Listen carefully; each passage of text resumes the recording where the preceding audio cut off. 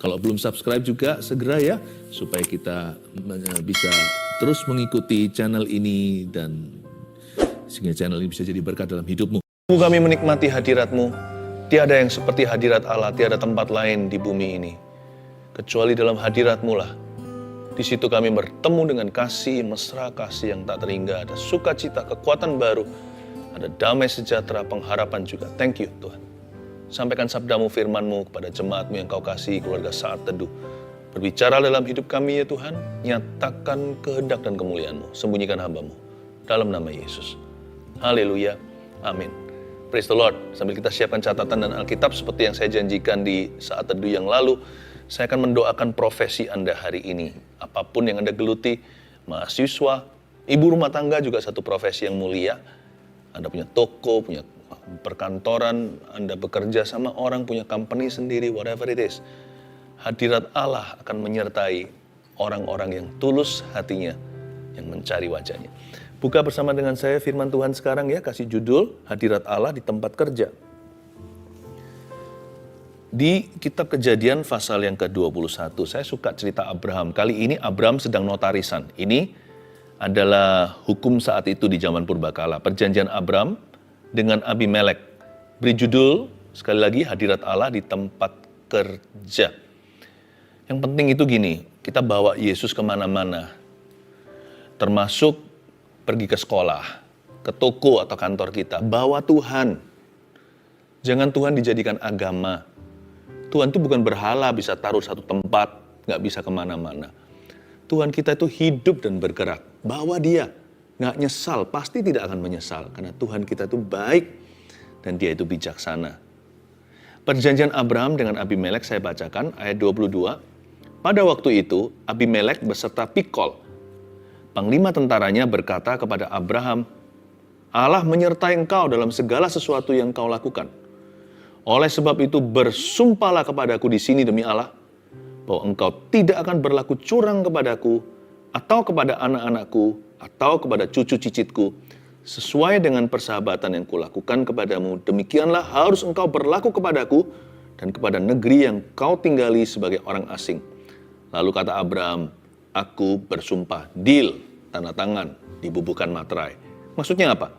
Abraham bukan menjadi pasangan yang tidak sepadan dengan orang yang tidak percaya, bukan. Karena Abraham itu berada di negeri orang Filistin waktu itu, dan juga di tanah Kanaan. Abimelek beserta Pikol, panglima tentaranya, ini orang yang gak takut sama Tuhan. Hari ini adalah simbol di mana dunia tempat kita tinggal dan bekerja. Yang diisi dengan orang-orang yang tidak takut akan Allah. Gak takut sama Tuhan, gak percaya bahkan. Dan bukan hanya sampai ketidakpercayaan, seringkali kita ini seperti domba di tengah serigala. Mereka-mereka itu kurang ramah sama kita.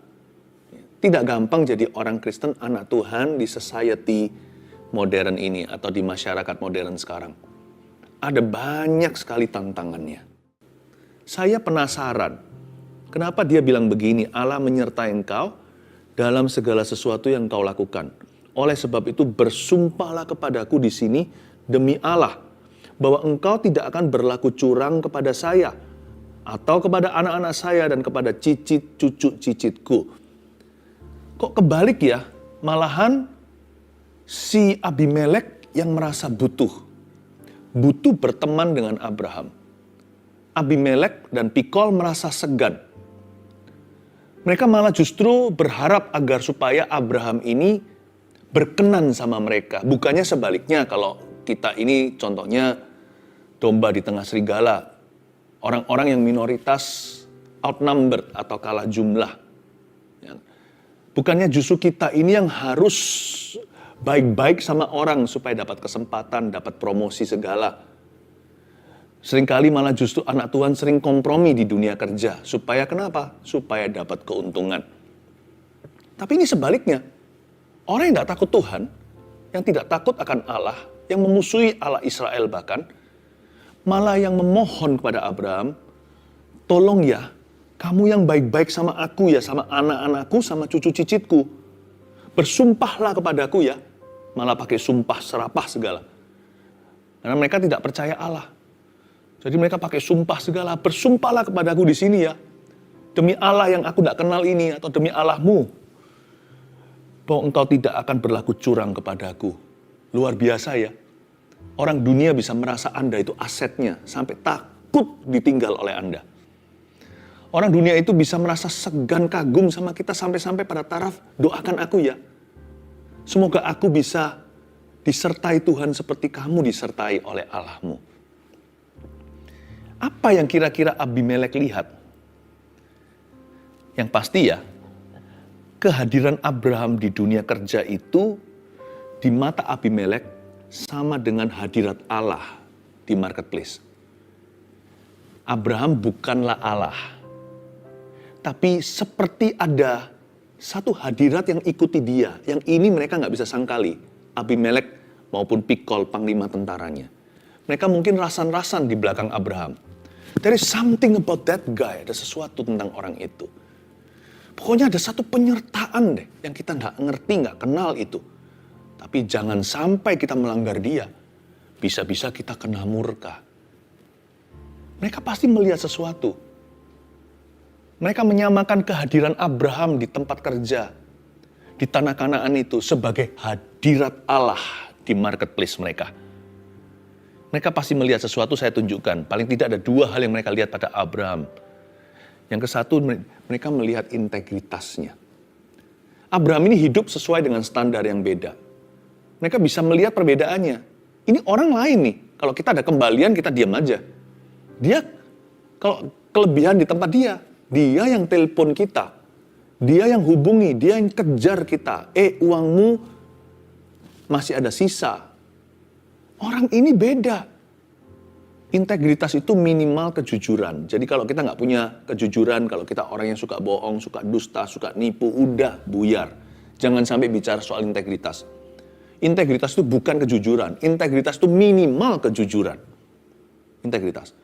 Lebih daripada itu, integritas juga bicara tentang dapat dipercaya. Sekalipun tidak ada sepasang mata melihat seperti Yusuf di rumah Potifar. Istrinya gimana-gimana, dia tidak mau melanggar. Dia nggak mau khianati tuan atau majikan. Sekalipun nggak ada CCTV, dia lari. Bukan hanya jujur, dapat dipercaya juga. Masuk penjara, dikasih. Nggak lama setelah itu, baru hitungan minggu, belum bulan. Sudah diberikan kepercayaan, kunci penjara dikasih di dia. Dia sendiri nggak melarikan diri, dia jaga napi-napi yang lainnya. Semua tersapu bersih, rapi sekali, sampai dapat penghargaan dari pemerintah. Kira-kira begitu ya kalau saya imajinasi. Waktu Yusuf yang pegang itu, kepala penjaranya beruntung. Dipuji-puji sama pemerintah. Karena narapidana tidak memberontak di sana, aktivitasnya bagus, rapi semua, bersih, tidak menjadi sarang atau klaster penyakit. Semua karena Yusuf. Lihat itu, bukan hanya dapat dipercaya. Orang yang punya integritas itu diberkati Tuhan. Karena itu nomor satu yang dilihat pada Abraham, yang nampak jelas orang tidak percaya Tuhan aja bisa mengakuinya. Integritasmu beda, Abraham. Aku tahu kalau bukan Allah nggak mungkin, karena sifat manusia nggak begini. Kita semua ini penipu, kita semua ini penggosip, kita semua ini pembenci. Ya.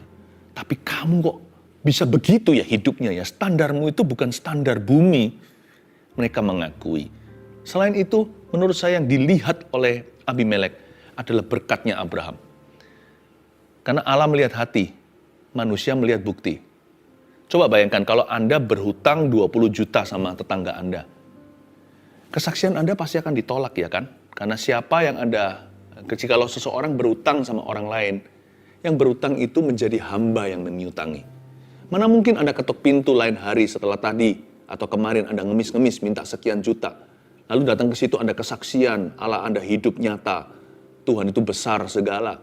Dia nggak mau dengar, balikin dulu duitku. Pasti mereka melihat pada Abraham ada kemandirian.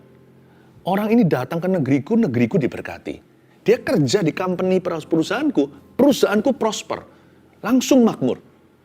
Apapun yang dikerjakan sama dia, divisi itu langsung hidup. Ada solusinya. Entah kenapa orang lain coba bertahun-tahun nggak bisa, dia 2 bulan aja kelar semua. Langsung tiba-tiba mengubah jadi biru apa yang dulunya merah. Ada sesuatu tentang orang ini. Saya nggak bicara tentang berkat materi semata-mata. Saya bicara tentang hasil yang nyata di tangan orang yang dikenan Allah. Nggak tentu bicara tentang uang besar, bukan masalah materi, uang besar atau uang kecil. Bicara tentang berkat Tuhan yang tidak bisa disangkali. Ada penyertaan, ada pembelaan. Pasti dia lihat semacam itu. Bukan hanya berkatnya Abraham, ya Abraham semakin diberkati. Kok bisa ya, dia ini pendatang loh, ini orang asing. Tapi dia bisa begitu berhasil. Sumur mana digali ada air. Ternak yang dia pegang berkembang biak. Tanah yang tadinya itu langit adalah besi, tanahnya tembaga. Dia cocok tanami, hasilnya berlipat-lipat kali ganda. Ada apa dengan orang ini? Kenapa berhala-berhala kita semua superstisi tahayul yang kita jalankan gak ada satupun bisa menyamai hasil yang dia buktikan. Mereka mulai tanya, rahasiamu apa? Apakah ada semacam pesugihan atau apa? Apakah key atau secretnya? Abraham berkata, tidak ada. Aku percaya Allah. Aku mau kenal Allahmu. Abraham menjadi saksi hidup karena berkat-berkatnya nyata. Bukan hanya Abraham diberkati, orang lain juga diberkati karenanya. Karena ada hadirat Allah di dalam kehidupan Abraham. Dan Allah menyertai dia ke sekolah, ke toko, ke kantor, ke pabriknya. Tuhan beserta atau Immanuel artinya. Orang bisa melihat dia diberkati dan orang lain diberkati karena dia. Kira-kira demikianlah yang dilihat oleh Abimelek dan Pikol. Orang-orang yang tidak bersunat hati, mereka yang tidak mengerti sama sekali Allah Israel itu siapa. Mereka bisa berkata begini sekali lagi, Allah menyertai engkau. Wow. Dalam segala sesuatu. Pasti dia lihat sesuatu. Kalau dia berkata Allah menyertai engkau dalam segala sesuatu. Berarti dia melihat sesuatu. Bukan hanya satu, dua, tiga, beberapa dan segala sesuatu dia lihat. Allah menyertai Abraham. Allah menyertai engkau dalam segala sesuatu yang engkau lakukan. Apapun yang kau perbuat menjadi berhasil. Saya berdoa agar kita semuanya mencari wajah Allah sebelum kita mencari tangannya. Jangan kejar berkat materi. Jangan kejar sukses duniawi. Dengan jelas Yesus mengajarkan di kitab Injil, segala sesuatu itu ditambahkan. Tapi carilah dahulu kerajaan sorga, kerajaan Allah, dan kebenarannya. Maka semuanya itu Tuhan tahu. Burung pipit di udara aja dia pelihara. Bunga di padang pun dia hiasi. Padahal besok loh, bunga dan rumput itu layu.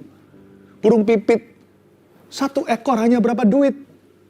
Bagaimana tidak Tuhan akan memelihara Anda? Apa yang tidak berkenan, buanglah. Carilah wajah Allah. Rendah hati di hadapan Kristus. Jangan masuk ke hadirat Tuhan, langsung mintanya sukses, mintanya berkat. Carilah Tuhan. Kalau Tuhan suruh kita berintegritas di dunia kerja kita, takutlah akan Tuhan sekalipun tidak ada sepasang mata melihat. Yang kau kejar dan aku kejar, bukan perkenanan orang, tapi perkenanan Tuhan.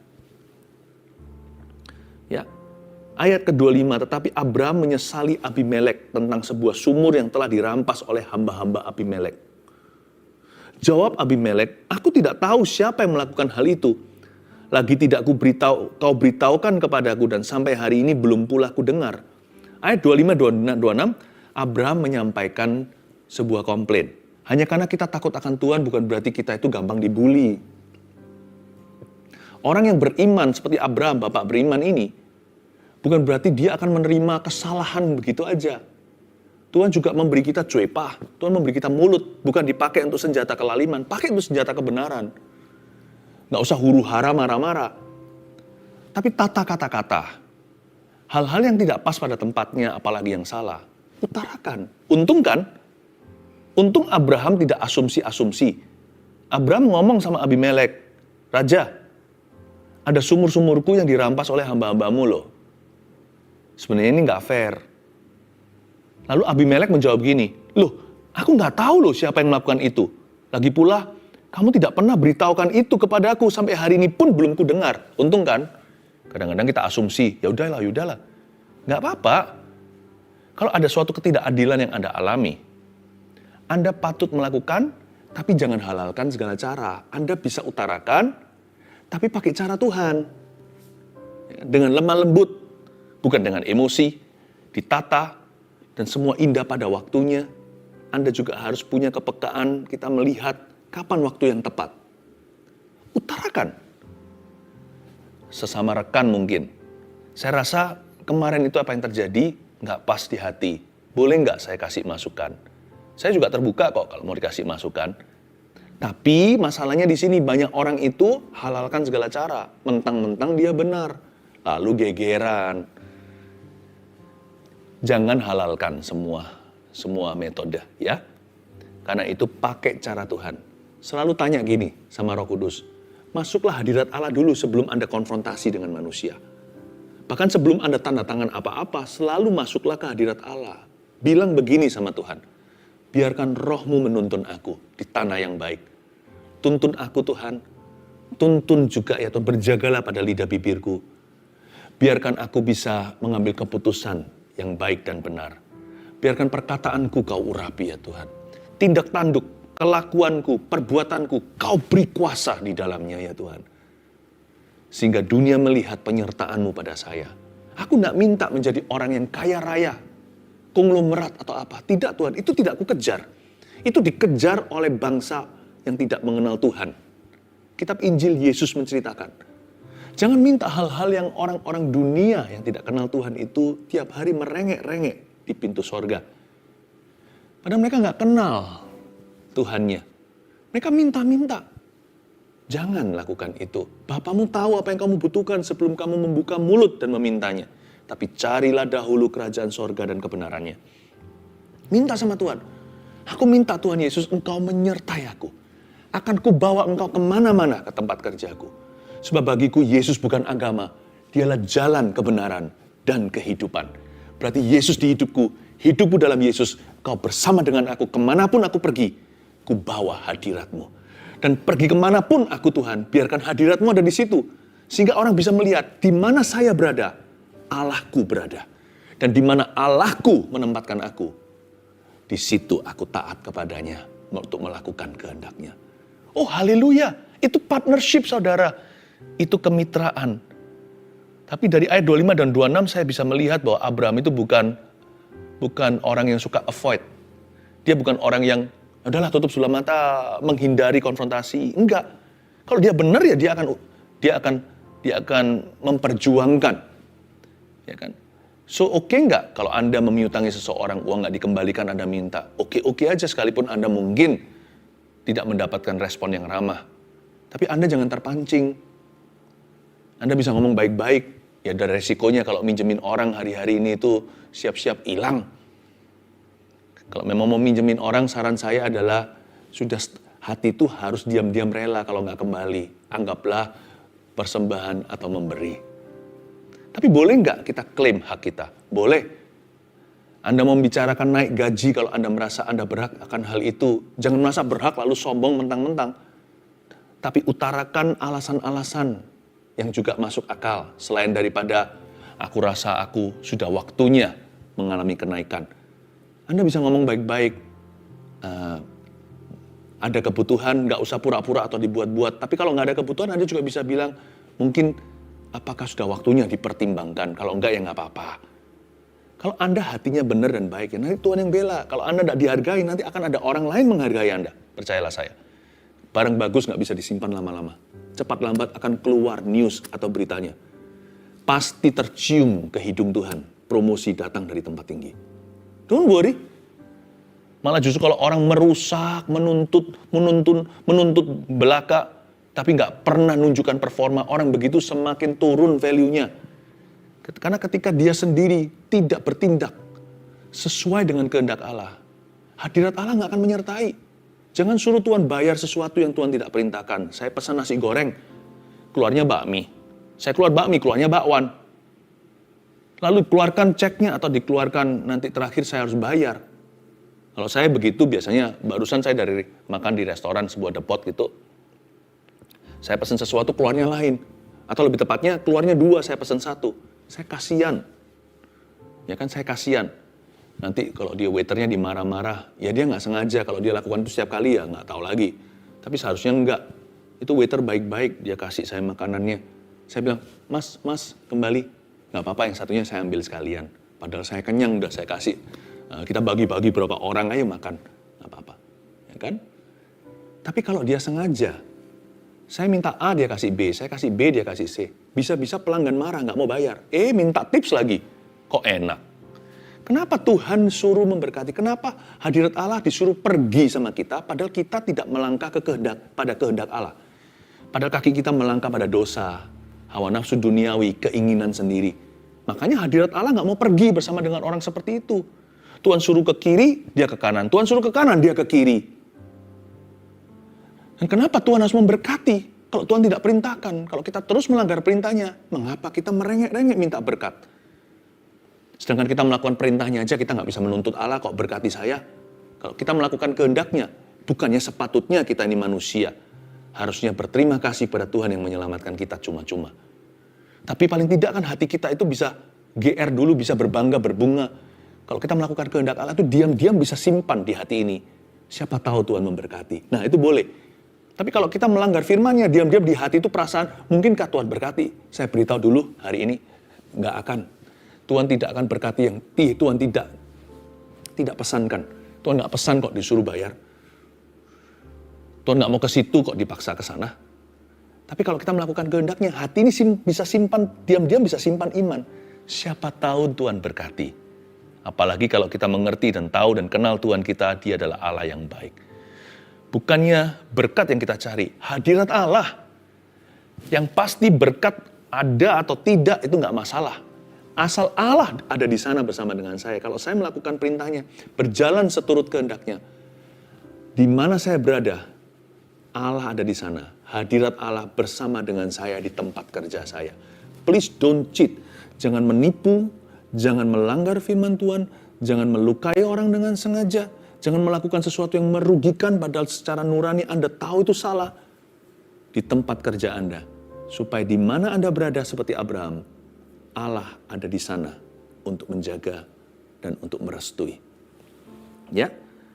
Ayat 27, lalu Abraham mengambil domba dan lembu dan memberikan semuanya itu kepada Abimelek. Kemudian kedua orang itu mengadakan perjanjian. Nah, bagus, ini notarisan. Ini orang Filistinnya berkata, ayo kita buat perjanjian di sini supaya kamu tidak berbuat sesuatu yang jahat kepada aku ya. Dalam hatinya ini dia nggak ngaku. Ada rasa takut dan segan, termasuk kagum di dalamnya terhadap Abraham. Ayat 28. Tetapi Abraham memisahkan 7 anak domba betina dari domba-domba itu. Coba diingat ya, bukan domba jantan ya. 7 anak domba betina. Anak domba masih bisa besar. Betina lagi, berarti masih bisa beranak. Lalu kata Abimelek kepada Abraham, untuk apa ke-7 anak domba yang kau pisahkan ini?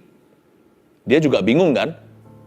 Asal tanda tangan aja udah cukup kok kasih 7 ekor anak domba betina. Lalu Abimelek tanya, untuk apa? Ayat 30 jawabnya, ke-7 anak domba ini harus kau terima dari tangan saya untuk menjadi tanda bukti bagiku bahwa akulah yang menggali sumur itu. Hari ini kan kita di depan saksi, kita sama-sama mengakui bahwa sumur itu digali oleh aku, ya, tapi dirampas oleh hamba-hambamu. Kan cukup kan? Itu kan haknya Abraham, kalau dikembalikan ya sudah cuma-cuma, ngapain kasih tips segala. Tapi Abraham itu klasi, dia itu nggak murahan. Sekalipun dia dapat kembali apa yang menjadi haknya. Wong anak-anak buah sayang yang menggalinya kok sekarang kembali ke aku ya, udah nggak apa-apa kan? Sekalipun nggak diminta, Abraham tetap memberikan tips kepada dia. Dompet Anda hilang, dikembalikan utuh semuanya, kartu kredit, SIM-nya, ya kan, surat izin mengemudi, cash-nya masih lengkap. Cash-nya hilang pun kan Anda masih tenang, semua kredit card di sana. Kembalikan orang yang mengembalikan. Nggak mungkin lah kita lihat orang sejujur itu, kita nggak berkata, terima kasih ya, kita pasti kasih dia sesuatu. Mungkin nggak moneter, kita pasti memperhatikan. Tapi orang yang mengembalikan, kalau dia takut akan Tuhan, dia nggak akan mau terima. Dia pasti berkata, enggak. Ini sudah menjadi tanggung jawabku sebagai manusia. Nggak usah ngomong soal Allah. Ini sudah tanggung jawabku sebagai orang dengan nurani. Saya nggak mau. Kalau saya di posisi mengembalikan dompet seseorang yang jatuh di jalanan, saya nggak mau terima apa-apa. Karena sudah sepatutnya saya mau melakukan pada orang lain, apa yang saya sendiri ingin orang lain lakukan pada saya. Tapi Abraham dari sisi yang menerima dompet itu, meskipun itu haknya, kan dirampas kan, dikembalikan. Dia nggak mau terima cuma-cuma. Dia kasih Abimelek 7 anak domba betina. Sebab itu orang menyebutnya tempat, ayat 31, sebab itu orang menyebutnya tempat itu Beersheba, karena kedua orang itu telah bersumpah di sana. Setelah mereka mengadakan perjanjian di Beersheba, pulanglah Abimelek beserta Pikol, panglima tentaranya, ke negeri orang Filistin. Lalu Abraham menanam sebatang pohon tamariska di Beersheba, dan memanggil di sana nama Tuhan Allah yang kekal. Dan masih lama Abraham tinggal sebagai orang asing di negeri orang Filistin. Coba saya jelaskan ya, kenapa 7 ekor anak betina dulu. Sama seperti kalau lagi di musim kepiting gitu, kepiting betina tidak boleh dipancing. Saya dulu waktu sekolah di luar negeri, ada musim kepiting. Nggak boleh dipancing, yang jantan boleh diambil, yang betina harus dikembalikan ke lautan.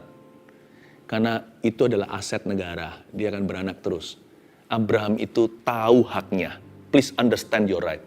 Pahami hakmu secara pribadi. Tapi janganlah serakah. Understand your rights, but don't be greedy. Selalu cari win-win solusi. Ingat ya, jadi orang tidak boleh pelit. Karena hadirat Allah itu memberkati. Kita itu mewakili Tuhan di tempat kerja. Orang lihat kita itu menjadi teologi di depan mata. Tuhan seperti apa itu tergantung kelakuan kita. Bagi orang-orang yang tidak kenal Tuhan, mereka hanya bisa mempelajari bukti. Mereka nggak bisa melihat hati. Hadirat Allah itu nggak kelihatan. Andalah yang nampak mata. Saran saya adalah dari firman ini, seperti Abraham, miliki kelas. Menjadi orang yang berkelas itu tidak harus kaya raya. Orang pas-pasan juga bisa. Itu bicara tentang sifat karakter bangsawan. Bukanlah sifat murahan. Pahami hakmu, sekalipun dompet kembali. Cari, pikirkan orang lain juga. Abraham berkata, aku memang mengambil kembali sumur ini adalah hakku. Tapi aku juga nggak mau kamu merugi. Buktinya kamu sangat mengingini sumur itu. Hari ini aku super terima kasih, dikembalikan aja. Saya sudah bersyukur pada Tuhan.